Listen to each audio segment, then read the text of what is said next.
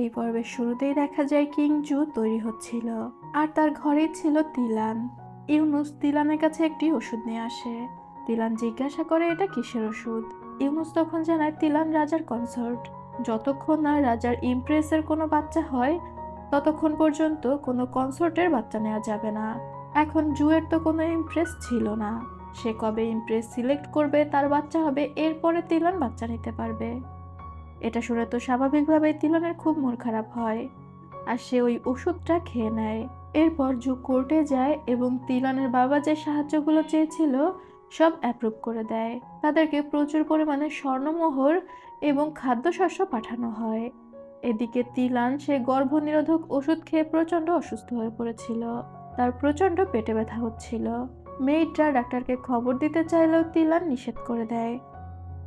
এরপরেই দেখা যায় হাইসি তার ঘরের সামনে ড্রিম ক্যাচার নামে একটা জিনিস টানাচ্ছিল এবং গল্প করে করে জুইংকে বলছিল এটা টানানোর ফলে তার খুব ভালো ঘুম হবে এবং সুন্দর সুন্দর স্বপ্ন দেখবে। জুইং তখন বলে এটা খুবই ভালো করেছো, আমার ঘরের সামনেও একটা টানানো দরকার, যাতে করে আমি স্বপ্ন দেখি যে আমি চিকেন রোস্ট খাচ্ছি।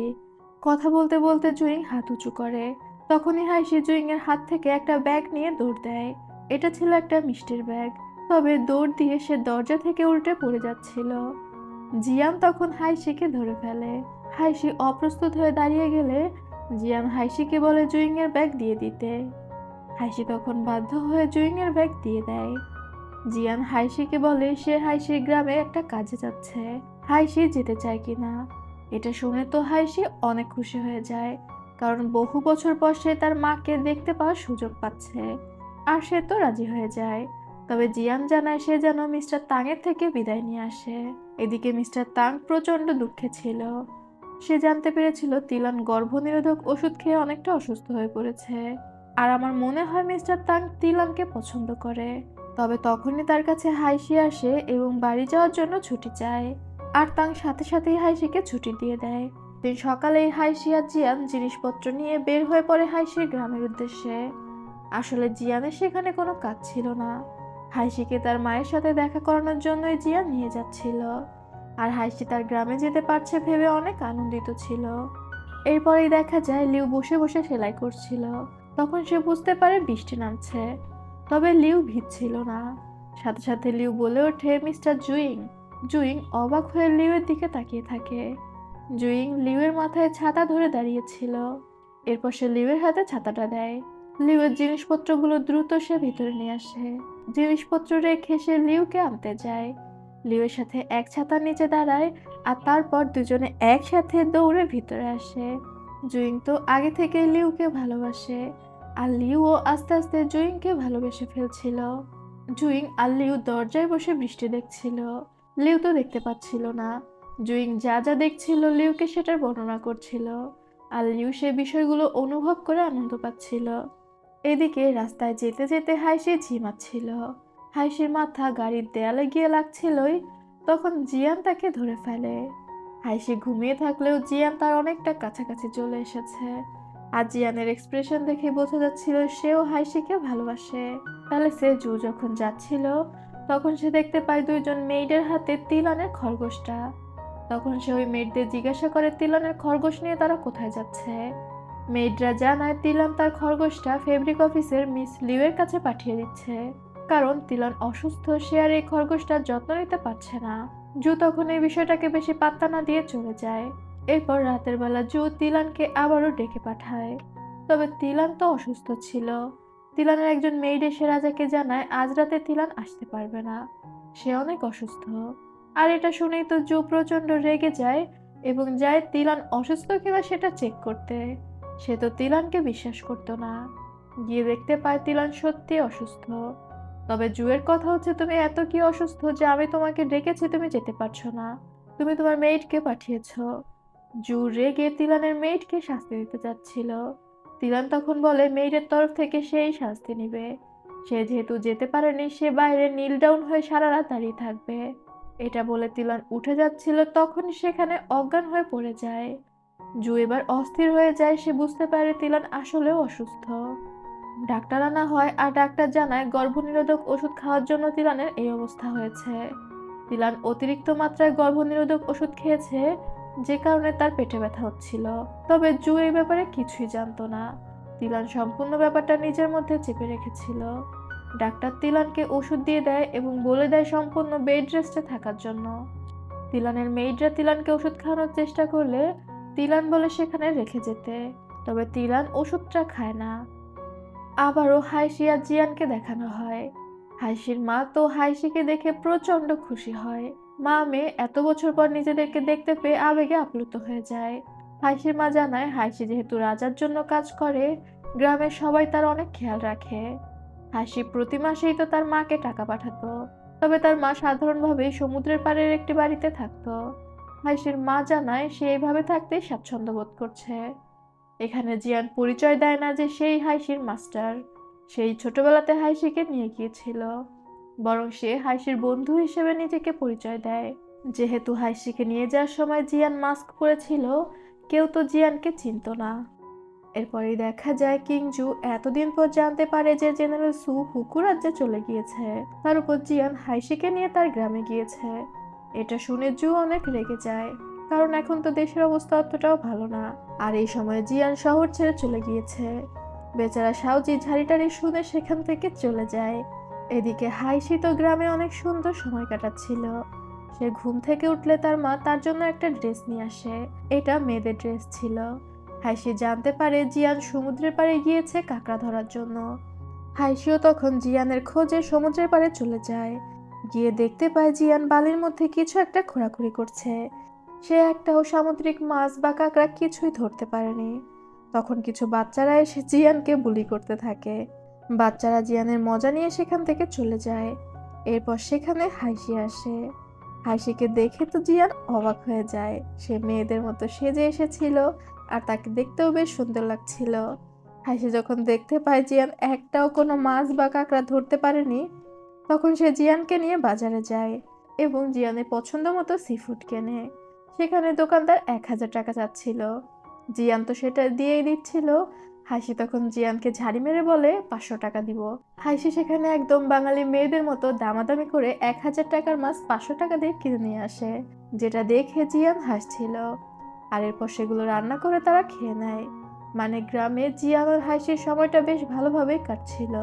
তবে সমস্যা বাধে যখন হাইশি তার ঘরের সামনে একটি চিঠি খুঁজে পায়। আর এরপরেই দেখা যায় হাইশির মাকে কিছু গুন্ডারা আটকে রেখেছিল বলতে সমুদ্রের পাড়ে তার গলায় তলোয়ার ধরে দাঁড় করে রেখেছিল এবং হাইশির ব্যাপারে জিজ্ঞাসা করছিল। তখনই সেখানে হাইশি চলে আসে। তখন ওই লোকরা বলে তারা হাইশির সাথে ঝামেলা করতে আসেনি, তারা এসেছে হাইশির সাথে বন্ধুত্ব করতে। তারা হাইশিকে তাদের হয়ে কাজ করার প্রস্তাব দেয়। তারা জিয়ানকে নিয়ে কিছু একটা লিখে দিতে বলছিল, তা না হলে হাইশির মাকে মেরে ফেলবে। হাইশি তখন বলে আচ্ছা কাগজ দাও। আর ওরা কাগজ কলম দিতেই হাইশি কলম ছুঁড়ে একটাকে মেরে ফেলে। আর এরপর শুরু হয় তুমুল ফাইট। তবে ফাইট করার মধ্যেই হাইশির চোখের মধ্যে বালি ঢুকে যায়, তাই সে সবকিছু পরিষ্কার দেখতে পাচ্ছিল না। আর তখন সেখানে জিয়ানও চলে আসে। জিয়ানকে দেখে হাইশি বলে ওঠে মাস্টার। তখন হাইশির মা জানতে পারে জিয়ানই হাইশির মাস্টার, যে ছোটবেলাতে হাইশিকে নিয়ে গিয়েছিল। সেখানে হাইশি আর জিয়ান দুইজনে একত্রিত হয়ে যুদ্ধ করতে শুরু করে। যেহেতু হাইশির চোখে বালি ঢুকেছিল, সে চোখ বেঁধে ফাইট করছিল। তবে ফাইট করতে করতে যখন একজন সৈন্য পড়ে যাচ্ছিল, সে হাইশির পা টান দিয়ে ধরে। এতে করে হাইশিও তার সাথে পড়ে যাচ্ছিল। তবে জিয়ান হাইশিকে ধরে ফেলে। তখন নিচে থাকা ওই সৈন্য বলে যদি আমি মরি তাহলে তোমাদেরকে নিয়েই মরবো। আর সে জিয়ানের দিকে একটা কাঁটা ছুটছিল। তবে হাইশি এটা বুঝতে পেরে জিয়ানের হাতটা ছাড়িয়ে দেয়। এর মধ্যে সেখানে জিয়ানের অন্যান্য সৈন্যরাও চলে আসে।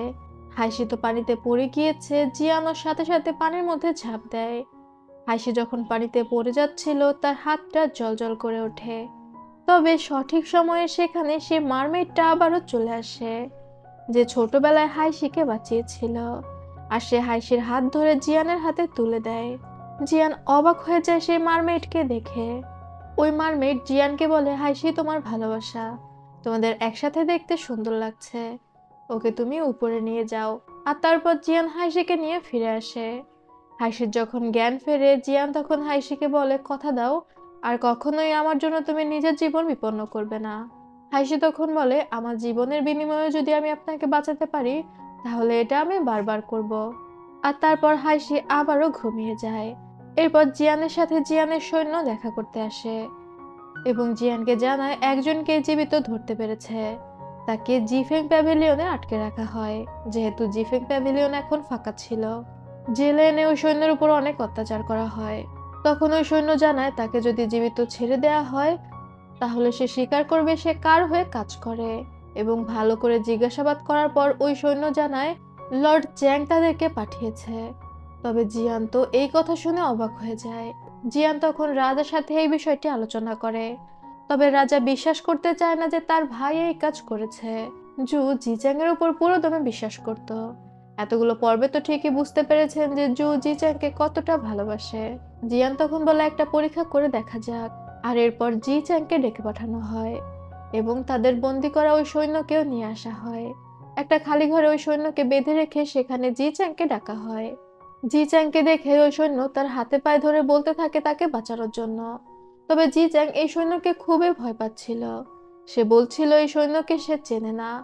সেখানে যেহেতু অন্য কেউ ছিল না, জি চ্যাং তো ভয়ে প্রায় অজ্ঞানী হয়ে যাচ্ছিল।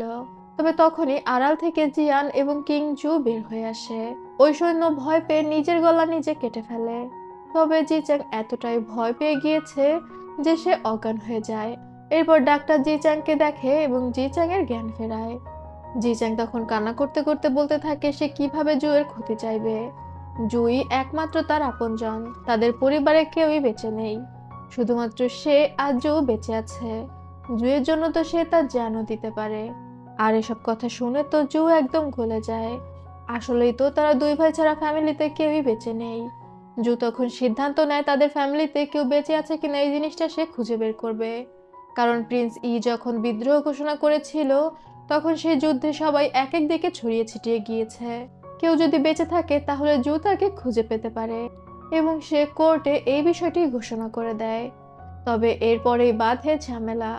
সবাই এসে নাম লেখাতে থাকে যে তারা রাজার আত্মীয়, কেউ রাজার চাচা, কেউ রাজার খালা, এইভাবে করে। তবে কে সত্য বলছে আর কে মিথ্যা বলছে এই বিষয়টা খুব ভালোভাবে পরখ করে দেখা হয়। আর মিথ্যা ধরা পড়লে সাথে সাথেই সবার সামনে শাস্তি দেওয়া হচ্ছিল। তাই ভয়ে আর কেউ মিথ্যা কথা বলতে আসে না। জিয়ান শাওজিকে এই ব্যাপারে জিজ্ঞাসা করছিল রাজার আসল আত্মীয় কাউকে পাওয়া গিয়েছে কিনা। শাওজি জানায় একটা মেয়ে এসে দাবি করেছে সে জি চ্যাং এর বড় বোন কনসর্ট এর মেয়ে। তার নাম প্রিন্সেস ইয়ানলিং। তবে তার ব্যাকগ্রাউন্ড ঘাটাঘাটি করে দেখা গিয়েছে আসলেও সে প্রিন্সেস ইয়ানলিং। এরপরেই ঘটে অদ্ভুত একটা ঘটনা। জিয়ান যখন গাড়ি দিয়ে যাচ্ছিল তখন একটা মহিলা আর ছোট একটা বাচ্চা জিয়ানের পথ আটকায়। সবাই তো অবাক হয়ে বলে এই বুড়ি মহিলা একটা জেনারেলের পথ আটকেছে, তাও যে সেনা লর্ড কিনহাই। সে একটা দরখাস্ত মতো নিয়ে এসেছিল। সে বলছিল তার লর্ড কিনহাইয়ের বিরুদ্ধে অভিযোগ আছে। জিয়ান গাড়ি থেকে নেমে এসে জিজ্ঞাসা করে বলো তোমার আমার বিরুদ্ধে কি অভিযোগ আছে। প্রিন্স ইয়ের যুদ্ধের সময় 6 জন জেনারেল ছিল, যার মধ্যে 5 জনই সেই সময় মারা যায়।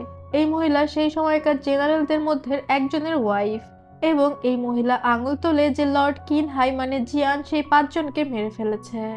শাওজি রেগে গিয়ে বলছিল তোমার সাহস কত বড়, তুমি লর্ড কিনহাইয়ের উপর আঙুল তুলছ, কি প্রমাণ আছে যে সে ওই সকল জেনারেলকে মেরে ফেলেছে।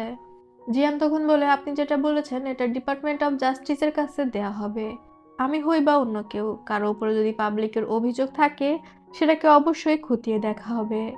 ওই মহিলা তখন বলে আমি জানি এত বড় একজন অফিসারের প্রতি আঙুল তোলা সাধারণ বিষয় নয়। আমি আমার জীবনের ঝুঁকি নিয়ে এই অভিযোগ তুলেছি এবং আমি চাই আমার স্বামী যেন সঠিক বিচার পায়, আর তাকে বিচার পাইয়ে দেওয়ার জন্য আমি মরতেও রাজি আছি। এটা বলতে বলতে ওই মহিলার মুখ থেকে রক্ত পড়তে শুরু করে, মানে মহিলাকে আগে থেকেই বিষ দেওয়া হয়েছিল। আশেপাশে পাবলিকদের সামনে ওই মহিলা মারা যায়। এমনকি মহিলার যে নাতি ছোট বাচ্চাটা তাকেও বিষ দেওয়া হয়েছিল। জিয়ান ওই বাচ্চাটাকে দ্রুত কোলে নিয়ে তার গাড়িতে তোলে। সে বাচ্চাটাকে প্যালেসে নিয়ে আসছিল চিকিৎসার জন্য। তবে চলতি পথে হঠাৎ করে বাচ্চাটা জেগে ওঠে। তার চোখগুলো সম্পূর্ণ কালো ছিল আর সে জেগে উঠে জিয়ানকে ছুঁড়ে মেরে দেয় আর তারপর মারা যায়। জিয়ান শাওজিকে গাড়ি থামাতে বলে। শাওজি উকি মেরে দেখতে পায় জিয়ানকে আঘাত করা হয়েছে। তবে বাচ্চাটা যেহেতু মারা গিয়েছে বাচ্চাটাকে সমাধিস্থ করতে বলে। আর এরপর জিয়ান শাওজিকে বলে দেয় তাকে যে আঘাত করা হয়েছে এই বিষয়টা যেন কেউ জানতে না পারে। এমনিতেই তার বিরুদ্ধে অভিযোগপত্র জমা হয়েছে। এখন সে আহত এটা জানতে পারলে চারপাশে আরো বেশি গুজব ছড়িয়ে যেতে পারে। এমনকি জুইং আর হাইশি থেকেও এই বিষয়টা গোপন রাখতে বলা হয়।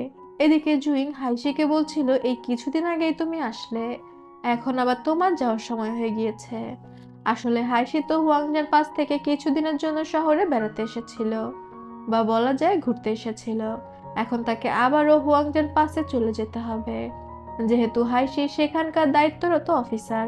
হাইশি তখন বলে, আমারও তো তোমাদের সাথে থাকতে ইচ্ছা করে, কিন্তু হুয়াংজান পাসে যাওয়ার জন্য তো আমি নিজেই অনুমতি চেয়েছিলাম।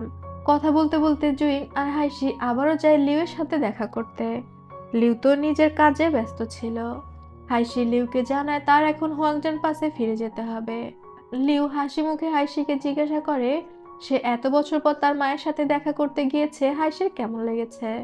হাইশি তখন জানায় সে সেখান থেকে লিউয়ের জন্য একটা সুতা নিয়ে এসেছে। এটাকে বলা হতো লুমিনাস থ্রেড। এই সুতাটা সূর্যের আলোয় জ্বলজ্বল করত। যে সুতোটা পেয়ে লিউ অনেক খুশি হয়ে যায়। হাইশি তখন বলে, এটা কোনো বিষয় না, আমি তো জুইং এর কথাতেই এটা এনেছি। জুইং হাইশিকে ইশারা দিয়ে থামতে বলছিল। হাইশি তখন বলে, আরে তুমি লজ্জা পাচ্ছ কেন? তুমি বলে দাও যে তুমি মিস লিউকে পছন্দ করো। লিউ এসব শুনে হাসছিল। জুইং তখন দৌড়ে কত দূরে এসে বলে, আমার ডিউটি আছে, আমি গেলাম। এটা বলে সেখান থেকে চলে যায়। হাইশি যেহেতু চলে যাচ্ছিল, লিউ হাইশিকে একটি পোশাক উপহার দেয়। হাইশি যখন সেখান থেকে বের হয়ে আসে, জুইং তখন হাইশিকে মারতে থাকে লিউয়ের সামনে এই কথা বলে দেওয়ার জন্য। হাইশি তখন বলে, আরে তুমি একটা পুরুষ মানুষ, এত ভয় পাওয়ার কি আছে? তার চেয়ে তুমি কিং জুয়ের কাছে অনুমতি চাও লিউকে বিয়ে করার জন্য। জুইং তখন বলে, এটা একটু দ্রুত হয়ে যায় না? হাইশি বলে, আরে কিসের দ্রুত? একে অপরকে ভালোবাসে এমন মিউচুয়াল ভালোবাসা খুব কমই দেখা যায়। খুব ভাগ্যবানরাই এমন পায়। তুমি একটু নিজের মধ্যে সাহস সঞ্চয় করো। জুইংও তখন বলে, ঠিক বলেছ, আমার নিজের মধ্যে সাহস সঞ্চয় করতে হবে। পরবর্তী সিনে দেখা যায় জুইং লিউকে নিয়ে এসেছিল লেক পারে। আকাশে রংধনু উঠেছিল, সে লিউকে রংধনু দেখানোর জন্য নিয়ে এসেছিল। এখানে এসে লিউ রংধনুর ব্যাপারে প্রশ্ন করছে, আর জুইং তার উত্তর দিচ্ছে। মানে সবসময় জুইং লিউকে নিয়ে ঘুরতে আসতো এবং সবকিছু বর্ণনা দিয়ে বোঝাতো যে কেমন লাগছে, যেহেতু লিউ দেখতে পেত না। তবে লিউ মনে মনে ভাবছিল জুইং এর চেহারার বিষয়ে। সে জুইং এর চেহারার একটা বর্ণনা নিজের মনে মনে ঠিক করে নেয়, আর তারপর চিন্তা করে, ইস, আমি যদি এই চেহারাটা দেখতে পেতাম। এদিকে হাইশি যেহেতু চলে যাবে, মিস্টার ঝ্যাং সহ অন্যান্য হাইশির যেসব বন্ধুরা ছিল সবাইকে নিয়ে সে রেস্টুরেন্টে ড্রিঙ্ক করে। সবাই একসাথে শহরে একটু পার্টি করে নিচ্ছিল, কারণ হুয়াংজান পাসে তো এরকম সুবিধা নেই। বাজারের মধ্যে দিয়ে হাঁটতে হাঁটতে তারা একটা স্ট্রিট টেলারকে দেখতে পায়। সেখানে অনেক মানুষ ভিড় করে গল্প শুনছিল। তখন হাইশি সহ তার বন্ধুরা যায় গল্প শোনার জন্য। যেখানে হাইশি দেখতে পায় ওই স্ট্রিট টেলার জিয়ানের গল্প বলছে। ওই মহিলা যে জিয়ানের উপর অভিযোগ করে একা একাই মারা গিয়েছে এই বিষয়টা। হাইশির তো গল্প শুনে মাথা গরম হয়ে যায়। সে ওই স্টোরি টেলারের সাথে ঝামেলা শুরু করে। ওই স্টোরি টেলার তখন বলে, এই গল্প তো এখন সবার মুখে মুখে। হাইশি এতদিন পর্যন্ত এসব কিছুই জানতো না। মিস্টার ঝ্যাং কোনোভাবে হাইশিকে বুঝিয়ে ফেরত নিয়ে যায়। তবে পরদিন সকালে হাইশি যায় কিং জুয়ের কাছে এবং সে অনুমতি চায় কিছু মাসের জন্য শহরে থেকে যাওয়ার। কারণ এখন যেহেতু জিয়ানের উপর এমন বড় একটা অভিযোগ এসেছে, সে চাচ্ছিল এখানে থেকে জিয়ানকে সাহায্য করার জন্য। আর যেহেতু জিয়ানের ব্যাপার, কিংজু এক চান্সে রাজি হয়ে যায়, কারণ জিয়ান তো তার বেস্ট ফ্রেন্ড। সে নিজেও চাইতো জিয়ানের উপর থেকে এই বদনামটা ঘুচে যাক। তবে জিয়ান যখন এই বিষয়টা জানে সে একদমই খুশি হতে পারে না, কারণ সে চাচ্ছিল হাইশি দ্রুত হুয়াংজান পাসে ফিরে যাক। এখানে থাকলে হাইশির নিরাপত্তার সমস্যা হতে পারে। জিয়ান তো সবসময় চাইতো যে হাইশি নিরাপদ থাকুক। তবে হাইশি জানায় সে এখান থেকে এই কেস শেষ হওয়ার আগে যাবে না। জিয়ান হাইশিকে জোর করছিল। হাইশি তখন বলে, আমাকে জোর করে লাভ নেই, আমি এখানেই থাকবো। হাইশি তো এখন জিয়ানের মুখে মুখে কথা বলতো। জিয়ান তখন বলে, আমি তোমাকে অতিরিক্ত প্রশ্রয় দিয়ে ফেলেছি, যে কারণে তুমি আমার সাথে এভাবে বেয়াদবি করতে পারছো। হাইশি তখন এগিয়ে গিয়ে বলে, অতিরিক্ত প্রশ্রয় মানে? আমাকে কি শুধু তুমি তোমার স্টুডেন্ট হিসেবেই দেখো? জিয়ান তখন বলে, তুমি তো আমার স্টুডেন্টই। হাসি তখন বলে, আপনি জিপিং পোর্ট থেকে 1000 মাইল পাড়ি দিয়ে লাঞ্জিতে এসেছিলেন আমাকে বাঁচাতে, এটা কি শুধু স্টুডেন্ট হিসেবে? আমি যখন অসুস্থ ছিলাম আপনি সবসময় আমার পাশে থেকেছেন, আমার সেবা যত্ন করেছেন। জিয়ান বলে সে হাইশিকে স্টুডেন্ট হিসেবে দেখে এই সময়গুলো কাটিয়েছে। হাইশি তখন বলে তাহলে আপনি আমাকে চুমু খেয়েছিলেন কেন? তখন আমরা জানতে পারি লামজিতে হাইশি যখন অসুস্থ হয়ে গিয়েছিল, জিয়ান হাইশির কপালে চুমু খেয়েছিল। এবার তো জিয়ান চুপ হয়ে যায়। হাইশি তখন আরো রেগে গিয়ে বলে আমি আপনাকে পছন্দ করি, আর আপনি চান বা না চান আমি এখানেই থাকবো আপনাকে সাহায্য করার জন্য। হাইশি তখন জিয়ানকে কিস করে দেয়, তবে জিয়ান তো এটা মেনে নিবে না। সে হাইশিকে ধাক্কা মেরে ফেলে দেয়। তবে তখনই আবার নিজের ভুল বুঝতে পেরে হাইশিকে তুলতে যায়। হাইশি তখন হাত দিয়ে জিয়ানকে আটকে দেয় আর বলে এই ভুল সে আর কখনোই করবে না। এটা বলে গটগট করে ঘর থেকে বের হয়ে যায়। বেচারা জিয়ান সেখানেই দাঁড়িয়ে থাকে। ও তো বুঝতেই পারে না যে ওর আসলে কি করা উচিত। পরদিন সকালে জেনারেল তাং রওনা দেয় হুয়াংজেন পাসের উদ্দেশ্যে। তবে হাইশি তো এখানে আরো কিছুদিন থাকবে, তাই হাইশি জেনারেল তাংকে বিদায় দেয়। জেনারেল তাং সেখান থেকে যাওয়ার পর হাইশি জিয়ানকে বলে লর্ড কিনহাই, আমার কাজ শেষ, আমি এখন আসছি। এটা বলে সে গটগট করে হেঁটে চলে যায়। জিয়ানের তো খুবই খারাপ লাগে। তাও সে শাওজিকে বলে হাইশি এখানে থাকার জন্য জোর করেছে, তবে তুমি সবসময় খেয়াল রাখবে হাইশির যেন কোনো বিপদ না হয়। এরপরেই আমাদের নতুন একটি মেয়েকে দেখানো হয়। এই মেয়েটি কিংজু আর জিচ্যাং এর বোন প্রিন্সেস ইয়ানলিং বলে নিজেকে দাবি করেছিল। সে একটা পিওনি ফুলের ঝুড়ি হাতে কোর্টে প্রবেশ করে, যেটা দেখার সাথে সাথে জিচ্যাং পাগল হয়ে যায়, কারণ তার বোন পিওনি ফুলকে খুবই ভালোবাসতো। আর ছোটবেলায় এভাবেই সে পিওনি ফুলের ঝুড়ি হাতে চলাফেরা করত। জিচ্যাং এক বাক্যে মেনে নেয় যে এই মেয়েটি তার বোন প্রিন্সেস ইয়ানলিং।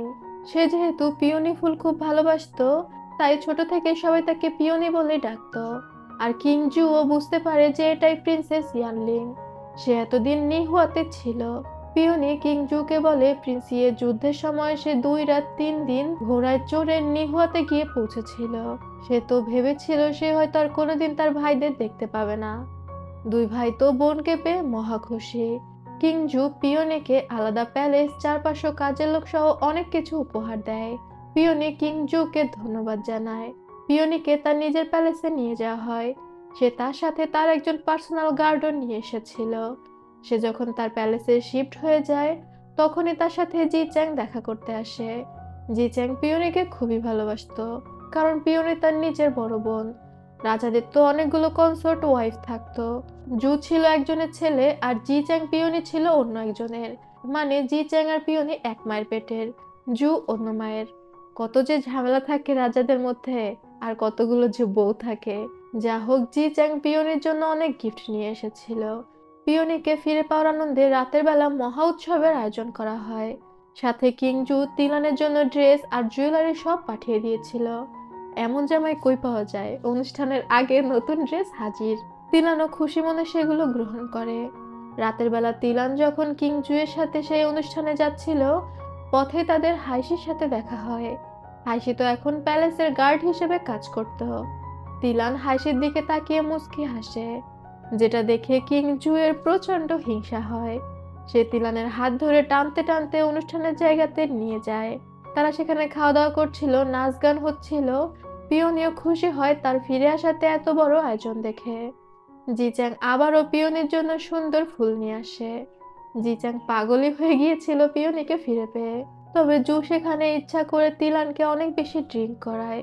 যেহেতু তিলানের ঠান্ডার সমস্যা ছিল, জু তিলানকে বলছিল বেশি করে ওয়াইন খা, ওয়াইন শরীর গরম রাখে। তিলানও ভয়ে ভয়ে অনেকটা ড্রিঙ্ক করে নেয়। তখন তিলানের বমি আসতে শুরু করে। তিলান তখন জুয়ের কাছে অনুমতি চায় চেঞ্জ করতে যাওয়ার জন্য। সে তো আর বলতে পারবে না বেশি ওয়াইন খেয়ে তার বমি আসছে। তিলান দ্রুত সেখান থেকে উঠে যায়, আর প্যালেসের বারান্দা থেকে সে বমি করার জন্য ঝুঁকতেই পড়ে যাচ্ছিল। তখনই হাইশি তিলানকে ধরে ফেলে। তবে এই বিষয়টা আবার কিংজু দেখতে পেরে যায়, আর তার তো প্রচন্ড রাগ হয়। সে তিলানকে সেখান থেকে কোলে করে তার রুমে নিয়ে আসে। তিলানের সাথে প্রচন্ড খারাপ ব্যবহার করতে শুরু করে। সে জোর করে তিলানের কাছে আসছিল। তিলান তখন প্রথমবারের মতো জোর গলায় জুয়ের সাথে কথা বলে। সে চিৎকার করে জুকে বলে আপনি আমার সাথে এমন কেন করেন? আমি কি দোষ করেছি? আর এখানে জিজানের ছবি রয়েছে, সে দেখছে। আপনার কি মনে হয় আপনি আমার উপর এত অত্যাচার করেন? জিজান যদি স্বর্গ থেকে এসব দেখে সে আপনার উপর খুশি হবে? এটা শুনে তো জু ইমোশনাল হয়ে যায়। আবারও জিজানের কথা মনে পড়ে কিংজু প্রচন্ড কান্নায় ভেঙে পড়ে। তিলান তখন কিংজুকে জড়িয়ে ধরে সান্ত্বনা দিতে থাকে। কিংজু যাই করুক না কেন তিলান কিন্তু কিংজুকে যথেষ্ট ভালোবাসতো। এদিকে হাইশি কিংজু এর রুমের সামনে দাঁড়িয়েছিল। ইউনুস হাইশিকে বলছিল এখান থেকে চলে যেতে। তার উপর ওয়েদার চেঞ্জ হচ্ছে, বৃষ্টি নামতে পারে। তখনই কিংজু চিৎকার করে তিলানকে নিয়ে বের হয়ে আসে। তিলানের শরীর প্রচন্ড খারাপ হয়ে গিয়েছে। কিংজু তিলানকে নিয়ে হসপিটালের দিকে দৌড়াচ্ছে। তার পিছু পিছু হাইশি আর ইউনুসও আসছিল। ইউনুস তো কান্না করছিল তিলানের এমন অবস্থা দেখে। এরপর ডাক্তার তিলানকে দেখে জিজ্ঞাসা করে সে কি এতদিন ডাক্তারের দেয়া কোনো ওষুধ খায়নি। তিলান তখন স্বীকার করে যে ডাক্তার এতদিন যেসব ওষুধ তাকে দিয়েছে সে খায়নি। জু তিলানের হাত ধরে জিজ্ঞাসা করে তুমি এমনটা কেন করেছ। তিলান তখন বলে আমাকে দেখেই তো আপনার জিজানের কথা মনে পড়ে যায়, আর সেটা মনে পড়তে আপনি অনেক কষ্ট পান। তাই আমি ভেবেছি আমি যদি মারা যাই তাহলে তো আমাকে দেখে আপনার আর জিজানের কথা মনে পড়বে না, আপনি আর কষ্টও পাবেন না। এটা শুনে কিংজু অনেক ইমোশনাল হয়ে যায়। তারপর সে তিলানের পাশ থেকে উঠে এসে ডাক্তারকে জানায় সে কিচ্ছু জানে না, যে কোনোভাবে তিলানকে সুস্থ করতে হবে। হাসি তখন বলে সে একটা চিকিৎসা পদ্ধতি জানে, সে তিলানকে সুস্থ করবে, এবং হাসি একটা ছুরি এনে দিতে বলে। জু তখন চিৎকার করে বলে হাসির যা লাগবে তাকে যেন তাই এনে দেয়া হয়, তবে তিলানকে সুস্থ করতেই হবে। এদিকে বৃষ্টিতে ভিজে ভিজে জুইং এসেছিল লিউয়ের কাছে। সে লিউয়ের জন্য প্যালেসের অনুষ্ঠান থেকে এক ধরনের মিষ্টি এনেছে, যে মিষ্টিগুলো লিউ গড অফ ওয়াইন্ডকে মানে জুইংকে বানিয়ে দিত। লিউ অবাক হয়ে বলছিল আপনি এত রাতে এগুলো দেওয়ার জন্য এসেছেন। জুইং তখন বলে আমার মনে হলো এগুলো খেলে তোমার ভালো লাগবে, কেননা তুমি তো রাত জেগে কাজ করো। লিউ মন খারাপ করে বলে তার কাছে আর রাত দিন কি, সে তো বুঝতেই পারে না কখন সন্ধ্যা হলো আর কখন সকাল। এরপর জু সেখান থেকে একটি কেক লিউয়ের হাতে দেয়, আর তারপর বলে সবই ঠিক আছে, কিন্তু এটার মধ্যে সেই বাদামগুলো নেই যেমনটা আমি আগে খেয়েছি, এটা অতটা টেস্টি না। জুইং তো মুখ ফসকে কথা বলে ফেলেছে। তবে এই কথা শুনে লিউয়ের চোখে পানি চলে আসে, কেননা লিউ বুঝতে পেরে যায় যে জুইংই তার মিস্টার গড অফ ওয়াইন্ড, যে এতদিন দূর থেকে তাকে ভালোবেসেছে। লিউ তখন সেই কেকটা খায় এবং সেখান থেকে একটু ভেঙে জুইংকে দেয়। দুজনে একসাথে সেখানে বসে খাচ্ছিল। এদিকে হাইশি তার নিজের হাত কেটে রক্ত দিয়ে তিলানকে বাঁচিয়েছিল, কারণ এমনিতেও দুর্বল আর ওষুধ না খাওয়ার ফলে তিলানের মধ্যে রক্তশূন্যতা দেখা দিয়েছিল। কিংজু মন খারাপ করে প্যালেসের বারান্দায় দাঁড়িয়েছিল। হাইশি কিংজু এর কাছে আসে বিদায় নেওয়ার জন্য। কিংজু তখন হাইশিকে বলে যদি তোমার সাথে এমনটা হতো যে তুমি যাকে ভালোবেসেছো সে মারা গিয়েছে, আর এরপর তুমি এমন কাউকে পেলে যাকে দেখলেই তোমার ভালোবাসার মানুষের কথা মনে পড়ে যায়, তাহলে তুমি কি করতে। হাইশি তখন বলে আমি তাকে অনেক ভালো ট্রিট করতাম, এমনকি আমার ভালোবাসার মানুষের থেকেও বেশি ভালো, কারণ আমি যাকে ভালোবেসেছি তাকে তো আমি হারিয়ে ফেলেছি। সৃষ্টিকর্তা যদি আমার কাছে দ্বিতীয়বার সেই মানুষটিকে ফেরত দেয় তাহলে তো অবশ্যই আমি তাকে আগের থেকেও বেশি ভালোবাসবো। আপনি কেন ভাবছেন এই মানুষটা আপনার ভালোবাসার মানুষের মতো, বরং ভেবে নিন এটাই আপনার ভালোবাসার মানুষ। গড আপনাকে আর একবার সুযোগ দিয়েছে, আপনার ভালোবাসার মানুষকে আপনাকে ফিরিয়ে দিয়েছে। তবে এসব শোনার পরে জু আর কোনো কথা না বলে চুপ করে দাঁড়িয়ে থাকে। জিয়ান তার স্টাডিতে বসেছিল, তখন সে বাইরে থেকে জুইং আর হাইশির কথাবার্তা শুনতে পায়। জিয়ান দরজার পাশে গিয়ে দাঁড়ায় এবং জানতে পারে হাইশি তার হাত কেটে রক্ত দিয়ে তিলানের চিকিৎসা করেছে। জুইং বলছিল তোমার কি মরার শখ হয়েছে। হাইশি বলে সে রক্ত না দিলে প্রিন্সেস তিলান মারা যেতে পারত। ভিতর থেকে জিয়ান সবই শুনতে পায়, আর এরপর সে হাইশির জন্য ওষুধ বানিয়ে নিয়ে তার ঘরে যায়। হাইশির কপালে হাত দিয়ে দেখছিল। হাইশি অচেতন অবস্থাতে জিয়ানের হাত ধরে ফেলে। জিয়ান তখন হাইশির হাত ছাড়িয়ে দিয়ে সেখান থেকে বের হয়ে যায়। এরপরে আমাদের তিলানকে দেখানো হয়। সে বর্তমানে অনেকটা সুস্থ ছিল এবং বসে বসে বই পড়ছিল। তিলানের মেইডরা এসে তাকে রিকোয়েস্ট করে ওষুধ খাওয়ার জন্য, তবে তিলান তখনও ওষুধ খেতে যাচ্ছিল না। তখনই তার কাছে কিংজু আসে। কিংজু এসে জিজ্ঞাসা করে তুমি কি এমন বই পড়ছো যার কারণে তুমি ওষুধ পরে খেতে চাচ্ছ। তিলান কিংজুকে দেখে একটু ভয় পেয়ে যায়। জু তখন তিলানকে কথা দেয় সে আর কখনোই তিলানের সাথে আগের মতো ব্যবহার করবে না। তিলান যেন নিজের খেয়াল রাখে, আর যদি সময় পায় তাহলে তার প্যালেসের পাশের লেকের সামনে যায়। এরপরেই তিলান তার মেয়েদের সাথে সেই লেকের পাড়ে যায়। আর সেখানে গিয়ে তো তিলান অবাক হয়ে যায়। সেখানে জাইলো নামে এক ধরনের পদ্ম ফুল ছিল। তবে এই পদ্মটা খুবই রেয়ার, মানে খুব সহজে পাওয়া যেত না। আর এই পদ্ম ফুটাতেও অনেক যত্ন নিতে হয়। এই পদ্মের একটা ঔষধি গুণও ছিল। পদ্মের পাপড়িগুলোকে গুঁড়ো করে যদি খেয়ে নেওয়া হতো, তাহলে নাকি খুব সুন্দর সুন্দর স্বপ্ন দেখা যায়। তিলান বুঝতে পারে জুতো তাকে মুখে সরি বলতে পারবে না, তাই এই ফুলগুলো দিয়ে তার কাছে ক্ষমা চাচ্ছে। এদিকে হাইশি আর জুইং যখন লেক পাড় দিয়ে যাচ্ছিল, হাইশি তো বুঝতে পারে এই পদ্মগুলো অনেক রেয়ার ফুল। তবে জুইং বুঝতে পারে না। হাইশি তখন মজা করে বলে, আমার লিউয়ের জন্য খুবই খারাপ লাগে, তোমার মতো একটা বলদের সাথে তার কাটাতে হবে। এরই মধ্যে সেখান দিয়ে যাচ্ছিল প্রিন্সেস ইয়ানলিং। প্রিন্সেস ইয়ানলিং সেখান থেকে পাস করে গেলে হাইশি তার গা থেকে সুন্দর একটা পারফিউমের ঘ্রাণ পায়। তবে সেটা ছিল পদ্ম ফুলের। তবে প্রিন্সেস ইয়ানলিং তো পিওনি ফুলকে ভালোবাসে। ছোট থেকে সবসময় সে পিওনি ফুলের পারফিউমই ব্যবহার করে। হঠাৎ করে সে অন্য ফুলের পারফিউম ব্যবহার করছে, এই বিষয়টা তো হাসির খটকা লাগবেই। আর সেই বিষয়টা জিয়ানের কাছে বলতে চায়। তবে জিয়ান বলে কিংজু নিজে নিশ্চিত করেছে যে ওইটা তার বোন প্রিন্সেস ইয়ানলিং। তুমি প্রিন্সেস ইয়ানলিং এর উপর প্রশ্ন তুলছো নাকি কিংজু এর উপরে? আর এটা তো তোমার দেখার বিষয় না যে প্রিন্সেস কে। তোমার কাজ গার্ড দেয়া, রাজার নিরাপত্তা নিশ্চিত করা, তুমি সেটাই করো। আর অনেক রাত হয়েছে, তুমি গিয়ে রেস্ট নাও। মানে সে হাইশির কথাটাকে একদম পাত্তাই দেয় না। হাইশি তখন আর কি বলবে, সেখান থেকে বের হয়ে যায়। এরপরেই আমাদের কোর্টের দৃশ্য দেখানো হয়। কোর্টের অন্যান্য মন্ত্রীরা আর কিছু পারুক আর না পারুক, লর্ড কিন হাই মানে জিয়ানের উপর আঙুল ঠিকই তুলতে পারে। সেদিন রাস্তায় যে ওই মহিলা জিয়ানের জন্য আত্মহত্যা করেছে, এই বিষয়টা নিয়ে তারা দাবি তোলে জিয়ানের উপর তদন্ত করার জন্য, এবং সেই সময় পর্যন্ত জিয়ানকে কোর্ট থেকে বরখাস্ত করার জন্য। কিংজু তো এটা কখনোই করবে না। সে রেগে তাদের সাথে কথা বলতে থাকে। জিয়ান তখন নিজে থেকে রিজাইন দিয়ে দেয়। আর এই বিষয়টা নিয়ে কিংজু প্রচন্ড রেগে যায়। সে তো জানতোই শুরু থেকেই সবাই শুধু জিয়ানের উপর আক্রমণ করতে চায়, কারণ তারা চায় যাতে জিয়ান কিংজু এর পাশ থেকে সরে যায়। জিয়ান তার পাশ থেকে সরে যাওয়া মানে সে তো দুর্বল হয়ে পড়া। তবে বাইরে থেকে কিংজু এর একজন ইউনুস এইসব বিষয় শুনছিল। আর তার তাকানো দেখে মনে হচ্ছিল সে অন্য কারো স্পাই। জিয়ান কিংজুয়ের থেকে বিদায় নিয়ে বের হয়ে যায়। এদিকে আমাদের প্রিন্সেস ইয়ানলিংকে দেখানো হয়। সে লেক পাড়ে এসে ওই পদ্মগুলো দেখে অনেক খুশি হয়ে যায়। দেখা যাচ্ছিল প্রিন্সেস ইয়ানলিং এর পিওনি ফুলের তুলনায় পদ্ম ফুল বেশি পছন্দ। সে নৌকা নিয়ে পদ্ম ফুল তোলার জন্য চলে যায়। সেই সময়ে জিয়ান, হাইশি, জুইং সবাই আশেপাশেই ছিল। পদ্ম ফুল তুলতে গিয়ে একদিকে নিচু হওয়ার জন্য নৌকা উল্টে যাচ্ছিল। হাইশি তাকে বাঁচানোর প্রস্তুতি নিচ্ছিল। তখনই কোথা থেকে জিয়ান চলে আসে এবং প্রিন্সেস ইয়ানলিংকে বাঁচিয়ে নিয়ে আসে। প্রিন্সেস ইয়ানলিং জিয়ানের দিকে যেভাবে তাকাচ্ছিল, মনে হচ্ছিল প্রথম দেখাতেই সে জিয়ানের প্রেমে পড়ে গিয়েছে। হাইশি আর জুইং দৌড়ে সেখানে আসে। তারা ক্ষমা চায় প্রিন্সেস ইয়ানলিংকে বাঁচাতে না পারার জন্য। জিয়ান তাদেরকে ঝাড়ি মেরে বলে, তোমরা এত স্লো হলে কিভাবে কাউকে বাঁচাবে?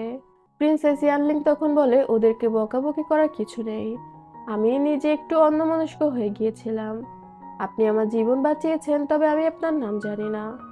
জিয়ান তখন তার নাম বলে। ইয়ানলিং তখন বলে, তুমি সেই ছোট্ট ছেলে জিয়ান, ছোটবেলায় আমরা একসাথে কত খেলেছি। জিয়ান বিষয়টা ইগনোর করে হাইশি আর জুইংকে বলে প্রিন্সেস ইয়ানলিংকে প্যালেসে পৌঁছে দিতে, আর সেখান থেকে চলে যায়। তবে প্যালেসে আসতে আসতে প্রিন্সেস ইয়ানলিং জিয়ানের ব্যাপারে অনেক প্রশ্ন করতে থাকে। জিয়ান কি পছন্দ করে এই বিষয়ে, যেটা হাইশির একদমই ভালো লাগে না। তার ভালোবাসার মানুষের উপরে নজর দিচ্ছিল প্রিন্সেস ইয়ানলিং। কথায় কথায় হাইশি ইয়ানলিংকে জিজ্ঞাসা করে তার কি পদ্মফুল খুব পছন্দ কিনা। পদ্মফুলের জন্য সে তো প্রায় ডুবতে বসেছিল। ইয়ানলিং তখন পদ্মফুল নিয়ে অনেক কথা বলে। আর তার কথা বলার স্টাইল দেখে হাইশি বুঝতে পারে ইয়ানলিং এর পদ্মফুল কতটা পছন্দ। পরবর্তী সিনে দেখা যায় হাইশি একগুচ্ছ পদ্মফুল হাতে জিয়ানের রুমে প্রবেশ করে। জিয়ানকে সেই পদ্মফুলগুলো দিয়ে বলে এই সবগুলোই হাতে তোলা হয়েছে, আর এই ডাঁটিগুলো শক্ত আছে, খুব দ্রুত ফুটে যাবে। জিয়ান মনে করে এগুলো হাইশি তুলেছে। সেগুলো পেয়ে একটু খুশি হয়, আর তারপর বলে, তোমার তো অনেক কাজ থাকে, কি দরকার ছিল এই পদ্মফুলগুলো তোলার?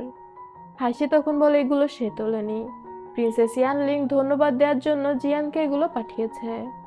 এটা বলে হাইসে সেখান থেকে বের হয়ে যায়। জিয়ান তখন ওই পদ্ম ফুলগুলো নিয়ে ডাস্টবিনে ফেলে দেয়। বেচারারা ভালোবাসে কিন্তু বলতে পারে না। এরপরেই দেখা যায় জিয়ান আর কিং জু বসে চা খাচ্ছিল।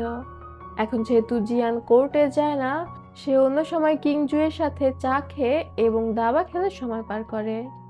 তখনই সেখানে প্রিন্সেস ইয়ানলিং আসে।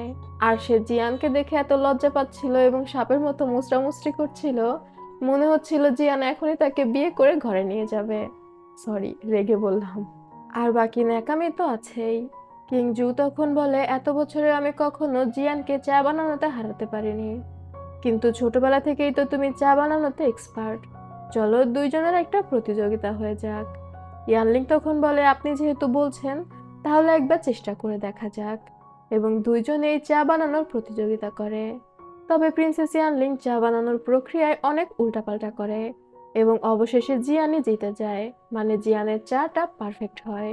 তখন সে লজ্জা পেয়ে বলে, অনেক বছর বাইরে থাকার কারণে সে তো এভাবে চা বানায়নি, যে কারণে ভুলে গিয়েছে। জু তখন বলে, তোমার এই বিষয়ে লজ্জা পাওয়ার কিচ্ছু নেই, জিয়ান এমনিতেও চা বানানোতেই সারা এলাকায় সেরা। আর এরপর জিয়ানকে বলে ইয়ানলিংকে প্যালেসে পৌঁছে দিতে।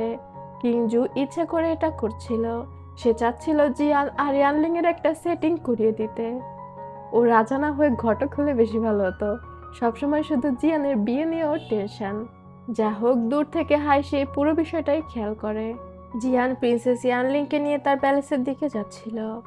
যেতে যেতে প্রিন্সেস ইয়ানলিং জিয়ানকে বলে, সে তো চা বানানোর শিল্প ভুলে গিয়েছে, এখন কি জিয়ানের প্যালেসে গিয়ে সে এটা জিয়ানের থেকে শিখতে পারে কিনা।